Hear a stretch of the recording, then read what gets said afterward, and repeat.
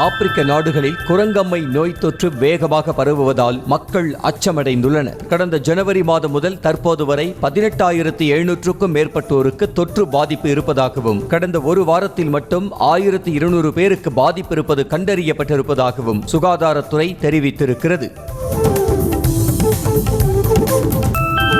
ஆப்பிரிக்க நாடுகளில் குரங்கம்மை பரவி வரும் நிலையில் மத்திய சுகாதாரத்துறை அமைச்சர் JP நட்டா சுகாதாரத்துறை உயர் அதிகாரிகளுடன் ஆலோசனை மேற்கொண்டார். நாடு முழுவதும் குரங்கம்மை கண்காணிப்பு பணிகளை தீவிரப்படுத்தவும் பரிசோதனைகளை அதிகப்படுத்தவும் அறிவுறுத்தினார்.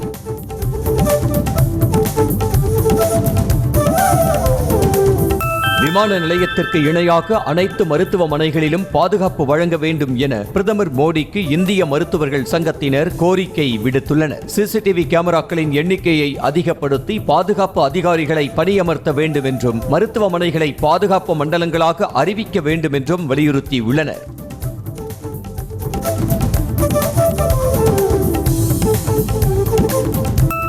கொல்கத்தாவில் படுகொலை செய்யப்பட்ட பயிற்சி பெண் மருத்துவரின் மரணத்திற்கு நீதி கேட்டு போராட்டம் வலுத்து வருகிறது. டெல்லி, ராஜஸ்தான், சண்டிகர், ஆந்திரா, உத்தரப்பிரதேசம் என நாட்டின் பல்வேறு மாநிலங்களில் தீப்பந்தம் மற்றும் மெழுகுவர்த்தி ஏந்தி மருத்துவர்கள் பேரணியாக சென்றனர்.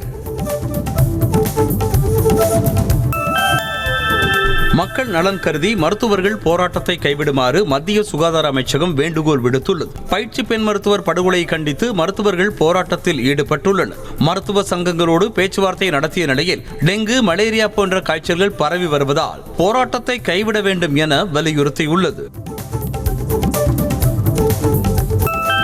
மேற்கு வங்கத்தில் மருத்துவர்களுக்கு ஆதரவாக LGBTQ சமூகத்தினரும் போராட்டத்தில் குதித்தனர். கொல்கத்தா RJ கர் மருத்துவக் கல்லூரி மருத்துவமனை முன்பு திரண்ட தன்பாலின ஏற்பாளர்கள் பயிற்சி பெண் மருத்துவரின் மரணத்திற்கு நீதி கோரியும், மருத்துவர்களுக்கு போதிய பாதுகாப்பு வழங்க கோரியும் கோஷங்களை எழுப்பினர்.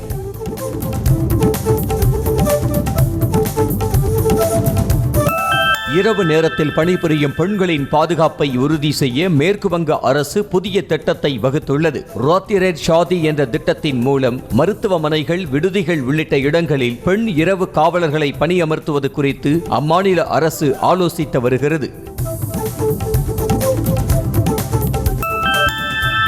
வக்ஃப் வாரிய சட்ட திருத்த மசோதாவுக்கு எதிர்க்கட்சிகள் மத்தியில் கடும் எதிர்ப்பு எழுந்த நிலையில் மசோதாவை ஆய்வு செய்ய அமைக்கப்பட்ட 31 பேர் கொண்ட நாடாளுமன்ற கூட்டுக்குழுவின் முதல் கூட்டம் வரும் 22ஆம் தேதி நடைபெற உள்ளது. டெல்லி நாடாளுமன்ற கட்டடத்தில் இக்கூட்டம் நடைபெறும் என மத்திய அரசு சார்பில் வெளியான அறிக்கையில் தெரிவிக்கப்பட்டுள்ளது.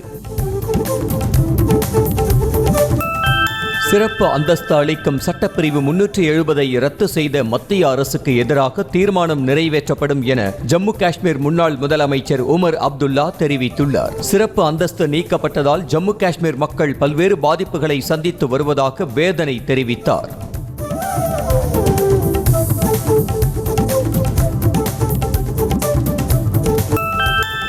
நில முறைகேடு புகாரில் கர்நாடக முதலமைச்சர் சித்தராமையா மீது வழக்கு தொடர ஆளுநர் தவார்சந்த் கெலாட் அனுமதி அளித்துள்ளார். இதனிடையே செய்தியாளர்களை சந்தித்த முதலமைச்சர் சித்தராமையா எதிர்க்கட்சிகளின் வலியுறுத்தல்களுக்கு இணங்கி முதலமைச்சர் பதவியை ராஜினாமா செய்யாமல் வழக்கை சட்ட ரீதியாக சந்திப்பேன் என திட்டவட்டமாக தெரிவித்தார். கர்நாடக ஆளுநரின் செயல் அரசமைப்பு சட்டத்திற்கு எதிரானது என கர்நாடக துணை முதல்வர் சிவகுமார் காட்டமாக தெரிவித்துள்ளார். கர்நாடகாவில் செய்தியாளர்களிடம் பேசிய அவர், ஆளுநர் அலுவலகத்தின் மூலம் பாஜக ஆட்சி கவிழ்ப்பு முயற்சியில் ஈடுபடுவதாக குற்றம் சாட்டியுள்ளார். ஜார்க்கண்ட் முன்னாள் முதலமைச்சர் சாம்பாய் சோரன் ஜார்க்கண்ட் முக்தி மோர்ச்சா கட்சியில் இருந்து விலகி பாஜகவில் இணையப் போவதாக தகவல் வெளியான நிலையில் அது குறித்த கேள்விக்கு அவர் மழுப்பலாக பதிலளித்தார். பாஜகவில் இணையப் போவதாக வெளியான தகவல் உண்மைதானா என கேட்டதற்கு தகவல் சரியா தவறா என தம்மால் கூற இயலாது என சாம்பாய் சோரன் தெரிவித்தார். பயிர்க்கடன் தள்ளுபடி செய்யப்படும் என்ற வாக்குறுதியை நிறைவேற்றாத தெலங்கானா முதலமைச்சர் ரேவந்த் ரெட்டிக்கு எதிராக விவசாயிகள் போராட்டத்தில் ஈடுபட்டனர். அப்போது ரேவந்த் ரெட்டியின் உருவ பொம்மைக்கு விவசாயிகள் இறுதி ஊர்வலம் நடத்தியதால் அங்கு பரபரப்பு ஏற்பட்டது. அஸ்ஸாம் அரசு பள்ளியில் சிறுமிகளுக்கு ஆபாச படம் காட்டிய ஆசிரியர் மீது போலீசார் போக்சோ சட்டத்தின் கீழ் வழக்கு பதிவு செய்து அவரை தேடி வருகின்றனர். இதனிடையே ஆசிரியரை உடனடியாக கைது செய்ய கோரி போராட்டத்தில் ஈடுபட்ட பெற்றோர் மற்றும் பொதுமக்கள் பள்ளிக்கு தீ வைத்ததால் பதற்றமான சூழல் ஏற்பட்டது. தெலங்கானாவின் ஹைதராபாத்தில் இரவு நேரத்தில் பரவலாக மழை பெய்தது. மழை காரணமாக ஆங்காங்கே தண்ணீர் தேங்கியதாலும் போக்குவரத்துக்கு பாதிப்பு ஏற்பட்டதாலும் சாலைகளில் வாகனங்கள் ஊர்ந்து செல்ல வேண்டிய நிலை ஏற்பட்டது. மேலும் இதமான சூழலை உருவாக்கிய மழையால் மக்கள் மகிழ்ச்சி அடைந்தனர். கலைஞர் நூற்றாண்டு விழாவை ஒட்டி அவரது உருவம் பொறித்த 100 ரூபாய் நாணயம் இன்று மாலை வெளியிடப்படுகிறது. சென்னை கலைவாணர் அரங்கில் முதலமைச்சர் மு.க. ஸ்டாலின் தலைமையில் நடைபெறும் விழாவில் மத்திய பாதுகாப்புத்துறை அமைச்சர் ராஜ்நாத் சிங் கலந்து கொண்டு கலைஞரின் நூற்றாண்டு நாணயத்தை வெளியிட உள்ளார்.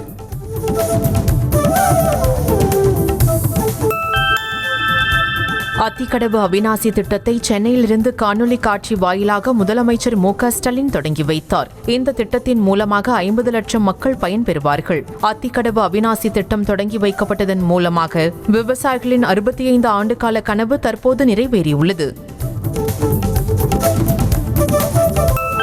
அத்திக்கடவு அவிநாசி திட்டம் நிறைவேற்றப்பட்டதை தொடர்ந்து திருப்பூர் மாவட்டம் அவிநாசியில் திட்ட போராட்ட குழுவினர் தேங்காய் உடைத்து தமிழ்நாடு அரசுக்கு நன்றி தெரிவித்தனர். மேலும் அத்திக்கடவு அவிநாசி திட்டத்தில் 1400 குட்டைகளையும் இணைக்க வேண்டும் என அரசுக்கு கோரிக்கை விடுத்துள்ளனர். கிடப்பில் போடப்பட்டுள்ள காவிரி குண்டாறு இணைப்பு திட்ட பணிகளை விரைவுபடுத்த வேண்டும் என தமிழ்நாடு அரசுக்கு எதிர்க்கட்சித் தலைவர் எடப்பாடி பழனிசாமி வலியுறுத்தியிருக்கிறார். அதிமுக ஆட்சியில் கொண்டுவரப்பட்ட அனைத்து திட்டங்களையும் திமுக அரசு தொடர்ந்து கிடப்பில் போட்டு வருவதாக குற்றம் சாட்டியிருக்கிறார். உபரி நீர் வந்தாலும் திமுக அரசு மேற்கொண்ட முயற்சியினாலும் தான் அவிநாசி அத்திக்கடவு திட்டம் துவங்கப்பட்டதாக அமைச்சர் முத்துசாமி தெரிவித்துள்ளார். இத்திட்டம் தொடங்கப்பட்டதற்கு எடப்பாடி பழனிசாமியின் தொடர் அழுத்தங்களோ அண்ணாமலையின் போராட்ட அறிவிப்போ காரணம் இல்லை எனவும் தனது அறிக்கையில் குறிப்பிட்டுள்ளார்.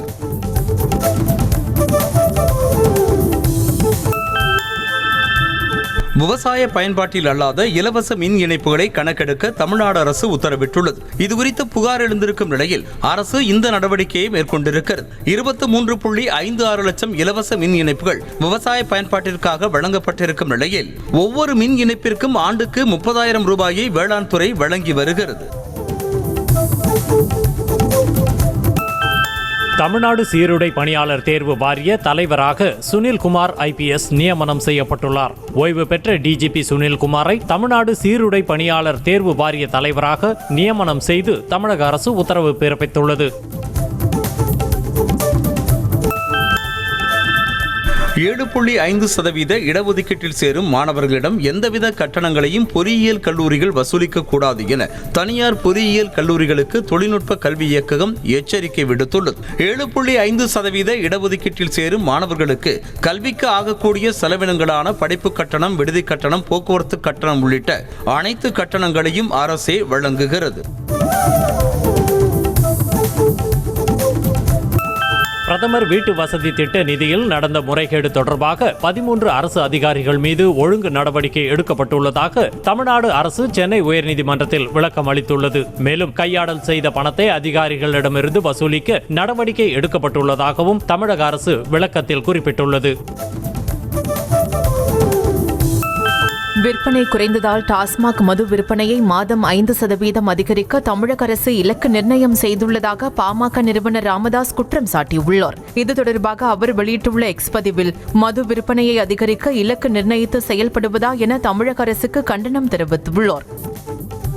தமிழ்நாட்டில் மது மற்றும் போதைப் பொருள் ஒழிப்பிற்கான விழிப்புணர்வு பரப்புரைகளை அரசு மேற்கொள்ள வேண்டும் என விசிக தலைவர் திருமாவளவன் வலியுறுத்தினார். சென்னையில் செய்தியாளர்களுக்கு பேட்டி அளித்த அவர் காந்தி பிறந்த நாளில் மது ஒழிப்பு மற்றும் மகளிர் மாநாடு நடத்த திட்டமிட்டிருப்பதாக கூறினார். குண்டர் சட்டத்தை சர்வசாதாரணமாக பயன்படுத்துவதை அனுமதிக்க முடியாது என சென்னை உயர்நீதிமன்றம் காட்டமாக தெரிவித்துள்ளது. மேலும் தனிநபர் சார்ந்த குற்றங்களுக்கு குண்டர் சட்டத்தை பயன்படுத்தக்கூடாது என்றும் யார் யார் குண்டர்கள் என்பது குறித்து அரசு தீவிரமாக சிந்திக்க வேண்டும் எனவும் சென்னை உயர்நீதிமன்றம் அறிவுறுத்தியுள்ளது. தமிழ்நாட்டில் இன்று கன்னியாகுமரி, திருநெல்வேலி, தென்காசி ஆகிய 3 மாவட்டங்களில் மிக கனமழைக்கான ஆரஞ்ச் அலர்ட் விடுக்கப்பட்டுள்ளது. மேலும் தூத்துக்குடி, விருதுநகர், ராமநாதபுரம், மதுரை, தேனி, திண்டுக்கல், திருப்பூர், கோவை, நீலகிரி ஆகிய 9 மாவட்டங்களில் கனமழை பெய்ய வாய்ப்புள்ளதாகவும் சென்னை வானிலை ஆய்வு மையம் தெரிவித்திருக்கிறது. சென்னை போரூர் சுற்றுவட்டாரத்தில் செப்டம்பர் 15ஆம் தேதிக்குள் மழைநீர் வடிகால் பணிகள் நிறைவடையும் என தலைமை செயலாளர் சிவ்தாஸ் மீனா தெரிவித்தார். போரூர், கொளப்பாக்கம், மணப்பாக்கம் சுற்றுவட்டார பகுதிகளில் நடைபெற்று வரும் குடிநீர் மற்றும் மழைநீர் வடிகால் பணிகளை ஆய்வு செய்த அவர் பணிகள் குறித்து அதிகாரிகளிடம் கேட்டறிந்தார். கர்நாடகா அணைகளிலிருந்து உபரி நீர் திறப்பு அதிகரிக்கப்பட்டுள்ளதால் மேட்டூர் அணைக்கு நீர்வரத்து 22,000 கன அடியிலிருந்து 26,000 கன அடியாக அதிகரித்திருக்கிறது. இதனை அடுத்து தங்கமாபுரி பட்டணம், பொறையூர் உள்ளிட்ட கரையோர கிராம மக்கள் பாதுகாப்பாக இருக்கும்படி வெள்ள அபாய எச்சரிக்கை விடுக்கப்பட்டுள்ளது.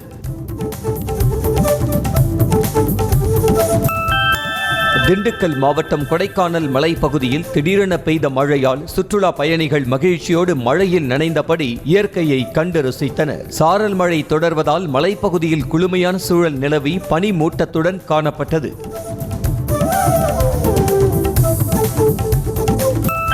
திமுக ஆட்சியில் தமிழ்நாடு அனைத்து துறைகளிலும் நம்பர் 1 மாநிலமாக திகழ்ந்து வருவதாக அமைச்சர் TRP ராஜா பெருமிதம் தெரிவித்தார். சென்னையில் செய்தியாளர்களுக்கு பேட்டி அளித்த அவர், இந்தியாவிலேயே முதல் முறையாக தமிழ்நாட்டில் தொழிற்சாலைகளில் பணிபுரியும் பெண்களுக்கான 706 கோடி ரூபாய் மதிப்பீட்டில் தங்கும் விடுதி அமைக்கப்பட்டிருப்பதாக கூறினார். கொல்கத்தாவில் பெண் பயிற்சி மருத்துவர் பாலியல் வன்கொடுமை செய்யப்பட்டு கொலை செய்யப்பட்ட சம்பவத்துக்கு காஞ்சிபுரம் அரசு மருத்துவமனையில் பணியாற்றும் மருத்துவர்கள் தங்களது கண்டனத்தை பதிவு செய்தனர். தமிழ்நாடு அரசு மருத்துவமனை சங்கம் மற்றும் அரசு ஊழியர்கள் சங்கம் சார்பில் பலர் மெழுகுவர்த்தி ஏந்தி கண்டனத்தை பதிவு செய்தனர். திமுக தமிழ் மொழியை வளர்க்க எதுவும் செய்யவில்லை என்றும் கனிமொழியை மட்டும்தான் வளர்த்திருக்கிறது எனவும் அதிமுக பேச்சாளர் விந்தியா விமர்சித்திருக்கிறார். ஹிந்தி எதிர்ப்பு போராட்டத்தில் வளர்ந்த கட்சிதான் திமுக என்றும் உண்மையான திமுக தமிழ் மொழியை வளர்ப்பதற்கு எதுவும் செய்யவில்லை எனவும் கூறினார். ராணிப்பேட்டை மாவட்டம் முகுந்தராயபுரம் அருகே ரயில் தண்டவாளத்தில் இரும்பு ராடை வைத்து சென்ற மர்ம நபர்களால் பரபரப்பு ஏற்பட்டது. ரயில் வருவதற்கு முன்பாக சரியான நேரத்தில் தண்டவாளத்தில் இருந்த இரும்பு ராடு அகற்றப்பட்டதால் பெரும் அசம்பாவிதம் தவிர்க்கப்பட்டது. மதுரை மாவட்டத்தின் பல்வேறு பகுதிகளில் ஆய்வு செய்த உணவு பாதுகாப்பு துறையினர் காலாவதியான பொருட்களை விற்பனை செய்த 3 குளிர்பான கடைகளுக்கு சீல் வைத்தனர். திருவண்ணாமலையில் குளிர்பானம் குடித்த 6 வயது சிறுமி உயிரிழந்ததை தொடர்ந்து நடத்தப்பட்ட சோதனையில் காலாவதியான 32 லிட்டர் குளிர்பானத்தை அதிகாரிகள் பறிமுதல் செய்தனர்.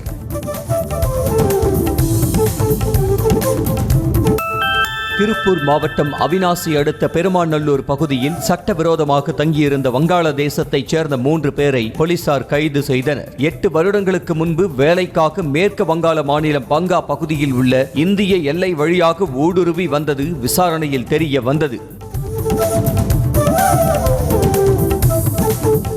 திருவள்ளூர் மாவட்ட ஆட்சியர் அலுவலகத்தில் 17, 19, 29 ஆகிய தேதிகளில் மகளிர் உரிமை தொகைக்கு விண்ணப்பித்தால் உடனடியாக நடவடிக்கை எடுக்கப்படும் என குறுஞ்செய்தி வந்ததை நம்பி ஆட்சியர் அலுவலகத்தில் பெண்கள் குவிந்ததால் பரபரப்பு ஏற்பட்டது. பொய்யான குறுஞ்செய்தி அனுப்பியவர்கள் மீது நடவடிக்கை எடுக்கப்படும் என தெரிவிக்கப்பட்டது.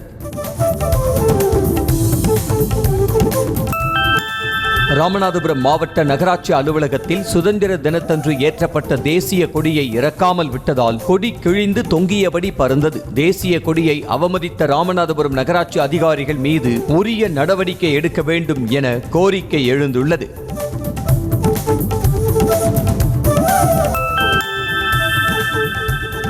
திருச்சி மாவட்டம் மணப்பாறை அருகே பறவைகளை வேட்டையாடிய நபர்கள் மீது வழக்கு பதிவு செய்யாமல் லஞ்சம் வாங்கியதாக எஸ்ஐ உள்ளிட்ட 4 காவலர்களை SP வருண்குமார் பணி நீக்கம் செய்திருக்கிறார். பறவைகளை வேட்டையாடியதாக பிடிபட்ட புதுக்கோட்டையைச் சேர்ந்த சதாசிவத்திடம் SPயின் தனிப்படை SI லியோ ரஞ்சித்குமார் உள்ளிட்ட 4 காவலர்கள் 1 லட்சம் ரூபாய் லஞ்சம் வாங்கியது உறுதியானது. நாகை மாவட்டம் வேதாரண்யத்தில் கோவில் நிலத்தில் குடியிருப்பவர்களுக்கு பட்டா வழங்க கோரி பேரணி நடைபெற்றது. குத்தகைதாரர்களை வாடகைதாரர்களாக மாற்றியதை கண்டித்து குடிக்காணி மற்றும் குத்தகைக்காரர்கள் பாதுகாப்பு சங்கம், தமிழக விவசாயம் பாதுகாப்பு சங்கம் சார்பாக பேரணி நடத்தப்பட்டது.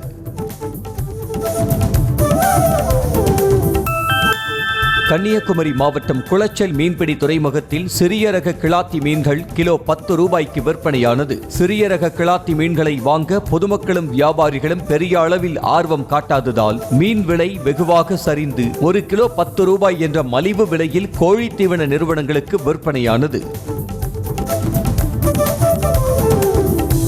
கள்ளக்குறிச்சி மாவட்டம் உளுந்தூர்பேட்டையில் ஹோட்டல் முன்பு நிறுத்தி வைக்கப்பட்டிருந்த ஸ்கூட்டியில் பெட்டியை உடைத்து 75,000 ரூபாயை மர்ம நபர்கள் திருடிச் சென்றனர். ஓய்வு பெற்ற அரசு போக்குவரத்து கழக ஊழியர் ஜெயக்குமார் என்பவர் பைக்கை வெளியில் நிறுத்திவிட்டு ஹோட்டலுக்குள் சென்றபோது பணத்தை திருடிச் சென்ற 3 பேரை போலீசார் தேடி வருகின்றனர்.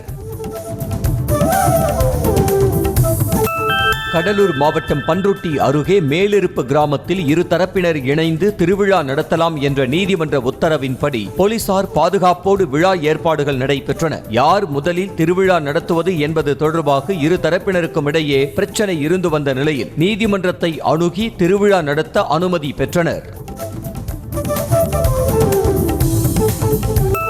மதுரை வைகையாற்று மேம்பாலத்தில் மேற்கொள்ளப்பட்ட சாலை பராமரிப்பு பணி காரணமாக வாகனங்கள் ஆமை வேகத்தில் ஊர்ந்து செல்லும் நிலை ஏற்பட்டது. மாநகராட்சி சாலைகள் குண்டும் குழியுமாக உள்ளதாக புகார் எழுந்துள்ள நிலையில் அதனை சீரமைக்கும் பணியில் ஊழியர்கள் ஈடுபட்டனர்.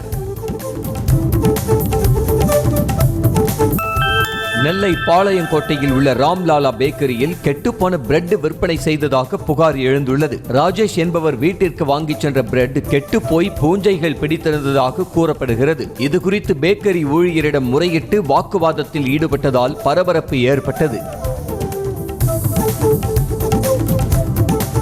திருவண்ணாமலை மாவட்டம் செய்யாறு அருகே அரசு பேருந்தில் போதையில் ஏறிய இளைஞர் ஒருவர் டிக்கெட் வாங்காமல் நடத்துனரோடு ரகளையில் ஈடுபடும் வீடியோ வெளியாகியிருக்கு. நடத்துனரை தகாத வார்த்தைகளால் திட்டியும் படிக்கட்டில் அமர்ந்து அராஜகத்தில் ஈடுபட்டதால் பேருந்தை ஓட்டுநர் பாதி வழியில் நிறுத்தினர். இதனையடுத்து அங்கு சென்ற போலீசார் போதை இளைஞரை பிடித்து சென்றனர். கோவை மாவட்டம் கிணத்துக்கடவு பகுதியில் இருசக்கர வாகனத்தில் சென்ற வெளி மாநில இளைஞர்கள் 2 பேர் சாலை விபத்தில் உயிரிழந்தனர். தனியார் நிகர்நிலை பல்கலைக்கழகத்தில் பொறியியல் 3ஆம் ஆண்டு படித்து வந்த 3 பேர் 2 பைக்குகளில் வால்பாறைக்கு சென்றனர். அப்போது முன்னால் சென்ற கார் மீது பைக் மோதியதில் சம்பவ இடத்திலேயே 2 உயிரிழந்தனர்.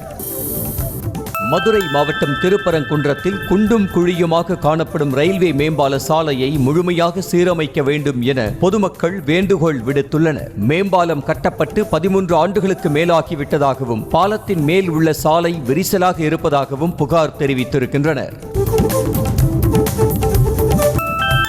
திருவண்ணாமலை மாவட்டம் செய்யாறு அருகே இடிந்து விழும் நிலையில் உள்ள மேல்நிலை நீர்த்தேக்க தொட்டியை அகற்றிவிட்டு புதிய தொட்டி அமைத்து தர வேண்டும் என கோரிக்கை எழுந்திருக்கிறது. தொட்டியின் உள்ளே இருக்கும் இரும்பு கம்பிகள் துருப்பிடித்த நிலையில் இரும்பு துகள்கள் கலந்து வரும் குடிநீரை பருகும் அவலமும் ஏற்பட்டுள்ளது. திருவள்ளூர் மாவட்டம் ஆர்கேபேட்டை அருகே கார் மோதியதில் 20க்கும் மேற்பட்ட ஆடுகள் உயிரிழந்தன. கண்டிகையைச் சேர்ந்த பிச்சாண்டி என்பவர் ஆடுகளை மேய்ச்சலுக்கு ஓட்டிச் சென்றுவிட்டு நெடுஞ்சாலை வழியாக வீடு திரும்பிய போது கார் ஒன்று ஓட்டுநரின் கட்டுப்பாட்டை இழந்து ஆடுகள் கூட்டத்திற்குள் புகுந்தது. தூத்துக்குடி மாவட்டம் விளாத்திகுளம் பேரூராட்சி பகுதிகளில் அம்ருத் திட்டத்தின் கீழ் பைப்லைன் பொருத்தும் பணியால் அப்பகுதி மக்களுக்கு இடையூறு ஏற்படுவதாக புகார் எழுந்திருக்கிறது. சாலையின் நடுவில் ஜேசிபி இயந்திரத்தை வைத்து சாலையை பெயர்த்தெடுத்து பைப்லைன் பொருத்துவதால் அன்றாட பணிகள் பாதிக்கப்படுவதாக புகார் தெரிவிக்கின்றனர்.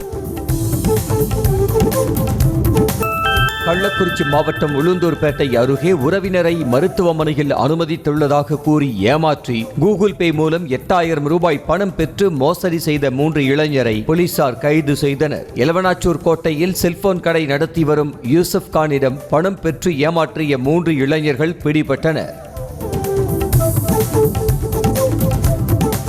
ஏற்காட்டில் பெய்து வரும் தொடர் மழையின் காரணமாக மலைப்பாதையில் ராட்சத மரம் ஒன்று சாய்ந்ததால் போக்குவரத்து பாதிக்கப்பட்டது. 18வது கொண்டை ஊசி வளைவு அருகில் சாலையின் குறுக்கு விழுந்த மரத்தினை அகற்ற நெடுஞ்சாலைத்துறை அதிகாரிகள் செல்லாத நிலையில் சுற்றுலா பயணிகள் தாங்களாகவே மரத்தினை அகற்றினர். புதுக்கோட்டை மாவட்டம் மாஞ்சான் விடுதி கிராமத்தில் தைல மரக்கன்று நடவு செய்வதற்கு அப்பகுதி மக்கள் எதிர்ப்பு தெரிவித்து போராட்டத்தில் ஈடுபட்டனர். தைல மரக்கன்று நடவு செய்து கொண்டிருந்ததை தடுத்து மக்கள் முற்றுகையிட்டதால் ஊழியர்கள் மரத்தை நடவு செய்யாமல் திரும்பிச் சென்றனர். திருப்பத்தூர் மாவட்டம் ஏலகிரி மலை பகுதியை சுற்றுலா தலமாக மேம்படுத்துவது தொடர்பாக அமைச்சர் ராமச்சந்திரன் நேரில் சென்று ஆய்வு மேற்கொண்டார். பொட்டானிக்கல் கார்டன், பாராகிளைடிங் உள்ளிட்டவைகளை மீண்டும் செயல்படுத்த நடவடிக்கை எடுக்கவும் அதிகாரிகளுக்கு உத்தரவிட்டார். தருமபுரி குமாரசாமிப்பேட்டை ஸ்ரீ துர்க்கையம்மன் கோவிலில் பெண்ணை அரிவாளால் சரமாரியாக வெட்டிவிட்டு கருவறைக்குள் நுழைந்து பூட்டு போட்டுக் கொண்ட இளைஞரை போலீசார் மீட்டு விசாரணை மேற்கொண்டு வருகின்றனர். திருச்செந்தூரைச் சேர்ந்த விக்னேஷ் என்ற இளைஞர் கஞ்சா போதையில் காவலர் உடை அணிந்தபடி அரிவாளோடு கோவிலுக்குள் நுழைந்து பெண்ணை வெட்டினர். கோவை மாவட்டம் ஆலந்துறை அடுத்த இருட்டு பள்ளம் பகுதியில் ஒற்றை காட்டு யானை ஒன்று தோட்டத்திற்கு செல்லக்கூடிய கேட்டினை திறந்து கொண்டு செல்லும் வீடியோ வெளியாகியது. உணவு மற்றும் தண்ணீர் தேடி வந்த யானையை அங்குள்ள மக்கள் டார்ச் லைட் அடித்து விரட்டியதால் திரும்பிச் சென்றது.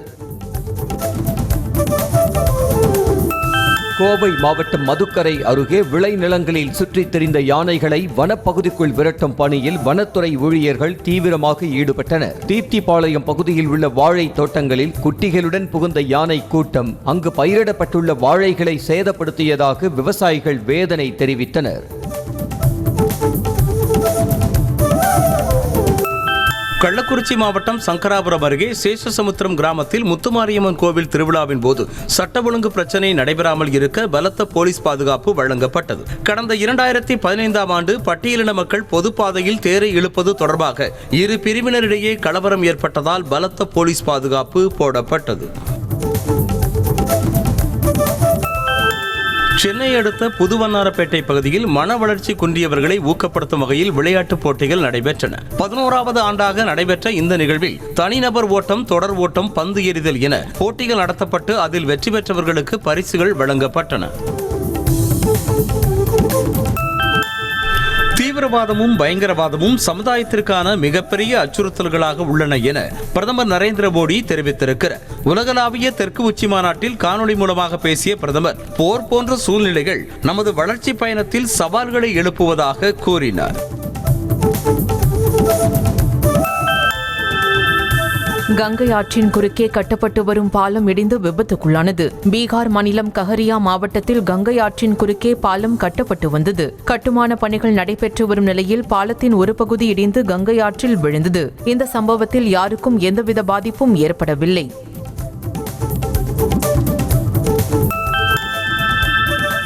உத்தரப்பிரதேச மாநிலம் கோரக்பூரில் இளைஞரை தெருநாய் ஒன்று ஆக்ரோஷமாக சீறி பாய்ந்து கடித்து குதறும் சிசிடிவி காட்சிகள் வெளியாகி அதிர்ச்சியை ஏற்படுத்தியுள்ளது. அது மட்டுமின்றி 1 மணி நேரத்தில் குழந்தைகள், பெண்கள் உட்பட மொத்தம் 17 பேரை அந்த தெருநாய் கடித்து குதறியதாகவும் கூறப்படுகிறது. மருத்துவமனைக்கு அழைத்து செல்லப்பட்ட நிலையில் அங்கு ராபிஸ் தடுப்பூசி இருப்பு இல்லை என மருத்துவர்கள் கூறியுள்ளனர்.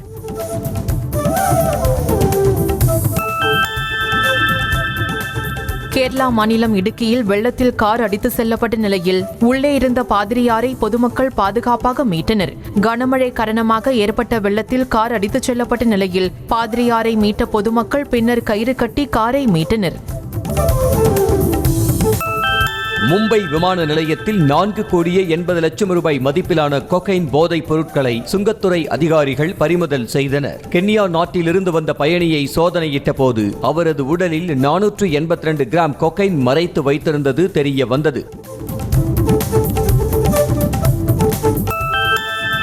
அமெரிக்காவின் டெக்சாஸ் மாகாணத்தில் நடந்த விபத்தில் இந்திய வம்சாவளியைச் சேர்ந்த 3 உட்பட 5 பேர் உயிரிழந்தனர். சாலையில் சென்றபோது திடீரென காரின் டயர் வெடித்ததால் 2 கார்கள் மோதி விபத்துக்குள்ளானது. இதில் இந்திய வம்சாவளியைச் சேர்ந்த கணவன், மனைவி மற்றும் 17 வயது மகள் உட்பட 5 பேர் சம்பவ இடத்திலேயே பரிதாபமாக உயிரிழந்தனர்.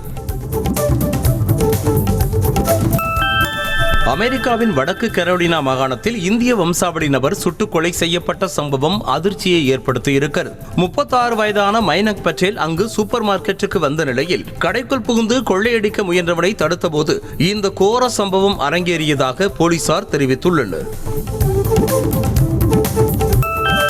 நேருக்கு நேர் விவாதத்தில் கமலா ஹாரிஸை வீழ்த்துவதற்காக குடியரசுக் கட்சி வேட்பாளர் டொனால்ட் ட்ரம்ப் ஜனநாயக கட்சியின் முன்னாள் தலைவர் துல்சி கபார்டின் உதவியை நாடியிருக்கிறார். அமெரிக்க அதிபர் தேர்தலில் போட்டியிடும் ட்ரம்பும் கமலா ஹாரிஸும் செப்டம்பர் 10ஆம் தேதி ஒரே மேடையில் விவாதம் நடத்த உள்ளனர் என்பது குறிப்பிடத்தக்கது. இஸ்ரேல் ராணுவம் நடத்திய வான்வழி தாக்குதலில் மத்திய காசாவில் உள்ள கட்டிடம் தூளானது. அங்குள்ள குடியிருப்புகளை குறிவைத்து நடத்தப்பட்ட ஏவுகணை தாக்குதலில் பாலஸ்தீனர்கள் 17 பேர் உயிரிழந்ததாக தகவல் வெளியாக இருக்கிறது. இஸ்ரேலின் தொடர் தாக்குதல்களால் மத்திய காசாவை உருக்குலைந்து போயிருக்கிறது. துருக்கி நாடாளுமன்றத்தில் எம்பிக்கள் ஒருவரை ஒருவர் தாக்கிக் கொண்ட சம்பவம் பரபரப்பை ஏற்படுத்தியுள்ளது. துருக்கி நாட்டில் நாடாளுமன்ற கூட்டத்தொடர் நடைபெற்று வருகிறது. இந்நிலையில் சிறையில் அடைக்கப்பட்ட எதிர்க்கட்சியைச் சேர்ந்த முன்னாள் நாடாளுமன்ற உறுப்பினர் குறித்து நடந்த விவாதத்தின் போது கடும் வாக்குவாதம் ஏற்பட்டது.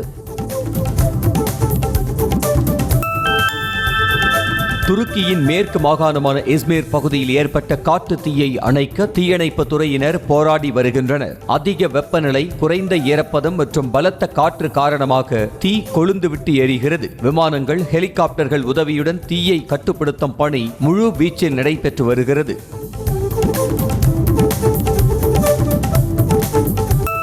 சொந்த ஊரான ஹரியானா சென்ற வினேஷ் போகத்திற்கு உற்சாக வரவேற்பு அளிக்கப்பட்டது.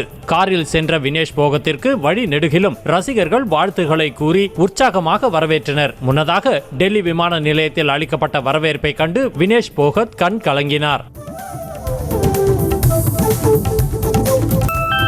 மக்கள் காட்டும் அன்பும் மரியாதையும் 1000 தங்கப் பதக்கங்களுக்கு மேலானது என வினேஷ் போகத் நெகிழ்ச்சியோடு தெரிவித்திருக்கிறார். பாரிஸ் ஒலிம்பிக் மல்யுத்த போட்டியில் பங்கேற்றுவிட்டு தாயகம் திரும்பிய போது அளிக்கப்பட்ட வரவேற்பு குறித்து பேசியிருக்கும் அவர் அனைவருக்கும் நன்றி தெரிவித்துக் கொள்வதாக நெகிழ்ச்சியோடு கூறியிருக்கிறார்.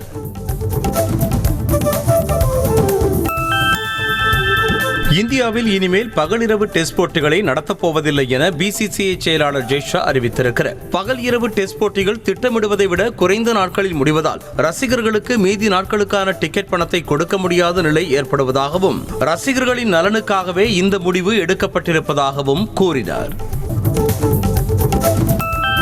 இந்திய கிரிக்கெட் அணியின் நட்சத்திர பவுலர் பும்ராவை போலவே இளம்பெண் பவுலிங் போடும் வீடியோ இணையத்தில் கவனம் பெற்று வருகிறது. அந்த வீடியோவில் இளம்பெண் ஓடி வருவதும் பந்தை ரிலீஸ் செய்வதும் பும்ராவை போலவே இருப்பதாக ரசிகர்கள் கமெண்ட் செய்து வருகின்றனர். பழம்பெரும் பாடகி பி. சுசிலா உடல்நலக்குறைவு காரணமாக சென்னை காவேரி மருத்துவமனையில் அனுமதிக்கப்பட்டுள்ளார். 12 மொழிகளில் 40,000க்கும் மேற்பட்ட பாடல்கள் பாடிய பி. சுசிலாவுக்கு 88 வயதாகும் நிலையில் வயது மூப்பு மற்றும் சிறுநீரக கோளாறு காரணமாக சென்னை ஆழ்வார்பேட்டையில் உள்ள காவேரி மருத்துவமனையில் அனுமதிக்கப்பட்டுள்ளார்.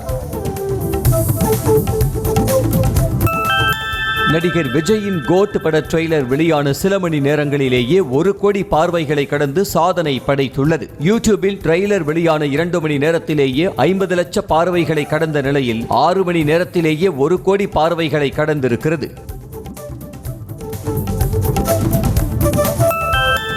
கோட் பட ட்ரெய்லரை பார்த்துவிட்டு நடிகர் அஜித் வாழ்த்து தெரிவித்ததாக இயக்குனர் வெங்கட் பிரபு தெரிவித்துள்ளார். செய்தியாளர்களிடம் பேசிய அவர் படத்தின் ட்ரெய்லர் சூப்பராக இருப்பதாகவும் விஜய் மற்றும் படக்குழுவினருக்கு தனது வாழ்த்துக்களை கூறிவிடுமாறும் அஜித் மெசேஜ் மூலம் வாழ்த்தியதாக கூறினார்.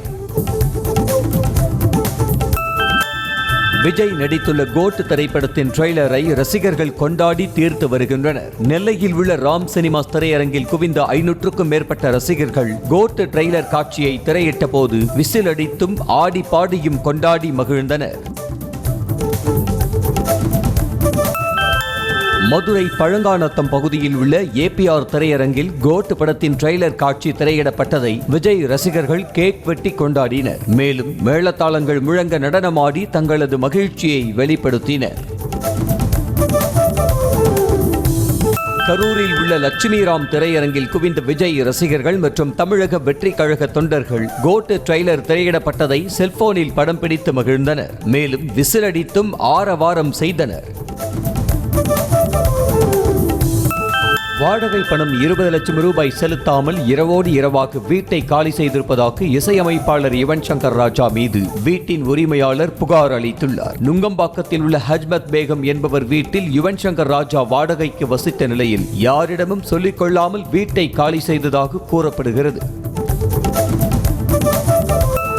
டிமாண்டி காலனி 2 படத்தின் வெற்றியை படக்குழுவினர் கேக் வெட்டி கொண்டாடினர். அஜய் ஞானமுத்து இயக்கத்தில் அருள்நிதி நடித்துள்ள டிமாண்டி காலனி 2 திரைப்படம் வெளியான முதல் நாளில் மட்டும் 2,76,00,000 வசூலித்தது.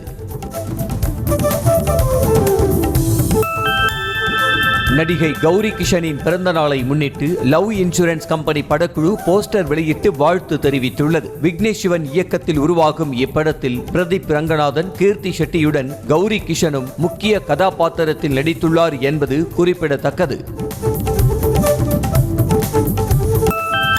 திருவண்ணாமலை அருணாச்சலேஸ்வரர் கோயிலில் ஆவணி மாத பிறப்பு மற்றும் வளர்பிறை சனி மகா பிரதோஷ தினத்தை முன்னிட்டு நந்தி பகவானுக்கு சிறப்பு அபிஷேகம் மற்றும் தீபாராதனை நடைபெற்றது. பெரிய நந்தி பகவானுக்கு அரிசி மாவு, மஞ்சள் தூள், தேன், பஞ்சாமிர்தம், பால், தயிர் உள்ளிட்ட பல்வேறு பொருட்களை கொண்டு அபிஷேகம் செய்யப்பட்டது. திருப்பத்தூர் மாவட்டம் சின்னக்குளம் மாரியம்மன் கோவில் தெருவில் அமைந்துள்ள ஸ்ரீ அங்காள பரமேஸ்வரி, ஸ்ரீ வராகி அம்மன் ஆலய திருக்குளத்தில் 10 திருக்கோவிலின் சுவாமிகளின் தெப்ப உற்சவ விழா விமரிசையாக நடைபெற்றது. இதில் சுற்றுவட்டார பகுதிகளில் உள்ள பக்தர்கள் திரளாக பங்கேற்று சுவாமி தரிசனம் செய்தனர். திருச்சி மாவட்டம் மணப்பாறையில் உள்ள நல்லாண்டவர் கோயிலில் ஆடி திருவிழாவை ஒட்டி நாட்டு மறவர் கிராம மக்கள் பாரம்பரிய முறைப்படி மாட்டு வண்டியில் சென்று சுவாமி தரிசனம் செய்தனர். மதுரை, திண்டுக்கல், சிவகங்கை உள்ளிட்ட மாவட்டங்களைச் சேர்ந்த குப்பன், சேவுகன் வகையறா மக்கள் சுவாமிக்கு அசைவ உணவு படையலிட்டு வழிபட்டனர். திருவண்ணாமலை மாவட்டம் அருணாச்சலேஸ்வரர் கோயிலில் ஆவணி மாத பிறப்பு மற்றும் வளர்பிறை சனி மகா பிரதோஷத்தை முன்னிட்டு பக்தர்கள் நந்தி பகவானை வழிபட்டு கிரிவலம் வந்தனர். 14 கிலோமீட்டர் கிரிவல பாதையில் உள்ள அஷ்டலிங்கங்களையும் நந்தி பகவானையும் பக்தர்கள் வணங்கினர். கடந்த மாதம் அறிமுகம் செய்யப்பட்ட Oppo F27 ஸ்மார்ட் போன் இந்தியாவில் இன்று முதல் விற்பனை செய்யப்படும் என Oppo நிறுவனம் அறிவித்துள்ளது. 8GB RAM 256GB ஸ்டோரேஜ் வசதி கொண்ட போன் 24,999 ரூபாய்க்கும், 8GB RAM 128GB ஸ்டோரேஜ் கொண்ட போன் 22,999 ரூபாய்க்கும் விற்பனை செய்யப்பட உள்ளதாக தெரிவிக்கப்பட்டுள்ளது.